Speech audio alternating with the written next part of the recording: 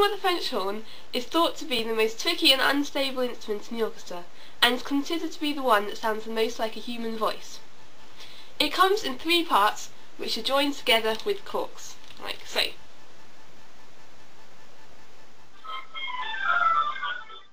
The word oboe is derived from the French word oboe, meaning highward or loudward. A similar instrument, called an aulos, was played in Greek times. The oboe was invented in the Middle Ages, and played by huntsmen and shepherds, until finally allowed into orchestras in France in 1657. The modern oboe was invented in Paris by a bagpiper named Jean Hotterera. The main body of the oboe is unable to make a sound on its own, so to do that we use a reed. It is made from 2 pieces of cane, which are like this but longer, put together like that, and tied onto a metal tube, with a cork round the bottom which keeps it airtight. And there's a wire around the reed, which I have lost, so you can adjust the distance between the 2 pieces of cane, which can stop it closing up, because then you can't play it, because no air can get through. So occasionally an air can leak out the sides from the 2 reeds, so to stop that we use this, which can be like plastic cling film, but sometimes it's a lining of cow gut. You have to be careful with your reeds, because they can sometimes crack, and it's quite easy for them to crack, like this.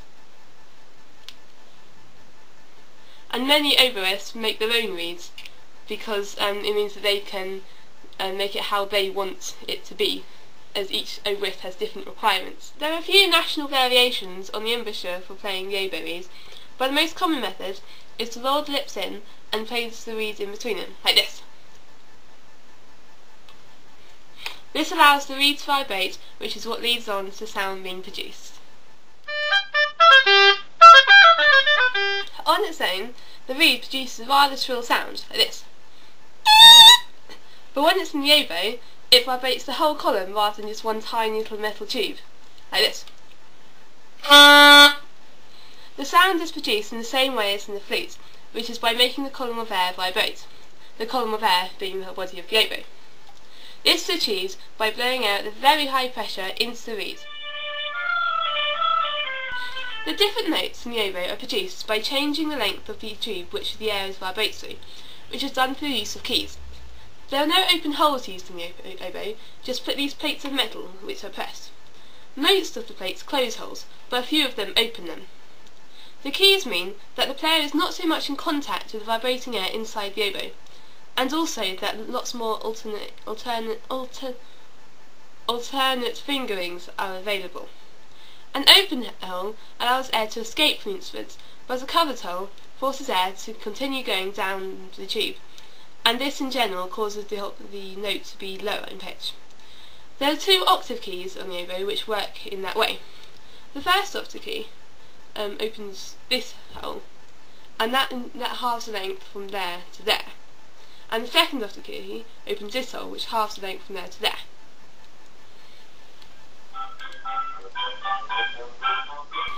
If the oboe is out of tune, this can be fixed in various number of different ways. One way is to move the reed in and out of the instrument, like this. Down. Because this if you pull it out, then this lengthens the tube, and if you push it in, then it shortens it, which makes it sharper. And if you pull it out, it makes it flatter. And the other way is to change your position on the reeds, because if you have more reeds in your mouth, then that shortens the length of the tube, which makes the note sharper. But then if you have less, then you lengthen the tube, which makes the note flatter. Also, if you press harder on the reeds, then it makes the gap between the 2 pieces of cane thinner, and that makes the note sharper, and vice versa. Like so, I can play the B in various different pitches.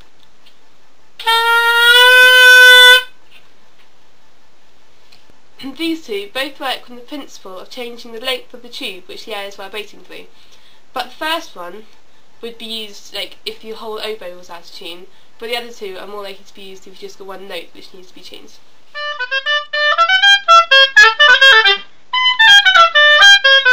To tang a note from the oboe, you start with your tongue on the tip of the reed and you say ta, like this.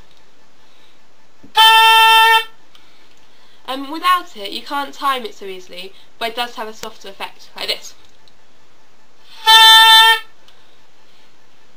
Tonguing is used if the note isn't slurred to the note before it. To do staccato on the oboe, which is when the notes have dots in them, like this, you tongue the note as normal, then as soon as the note's produced, you put your tongue back on the reed, like this.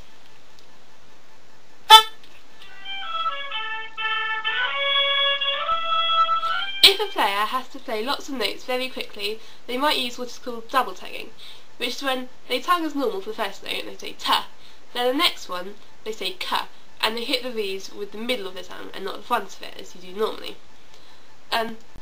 Most players find that they want to use double tonguing when they've got semiquavers, when they're about 130 crotchets in a minute. And if the composer wants to suggest that a player should use double tonguing, they'll write the notes like this, with two little dashes lines through the notes. A glissando is a slide in pitch between notes, and is written like this. It's almost impossible on the oboe, because on the clarinet, for example, the holes are either open or they're covered by rings, and so the player can pull their fingers along the keys and slowly open the holes. But as the oboe has got metal plates and hasn't got any open holes, then it's very difficult and the effect is never good. Like many other woodwind instruments, you cannot play real chords on the oboe, but you can produce some multiphonics, for example, although these are rarely used in pieces. Trills aren't too difficult on the oboe, except for in the very high notes because of the fingerings. Some mistakes which are commonly made when composing for the oboe is that they'll write it too low, as the oboe can only go down to the B flat just below middle C, and they'll write long sustained or loud and highly articulated passages of music, which is very difficult on the oboe. Oh my, who'd have thought the oboe was so interesting? I know, I learned so much. How informative that presentation was. Yes, and how good looking that guy playing the oboe was. We love oboes, we love oboes, we love oboes, we love oboes, they are great, they are great, oh how we love them, oh how we love them, they are great, they are great. Have a good music lesson!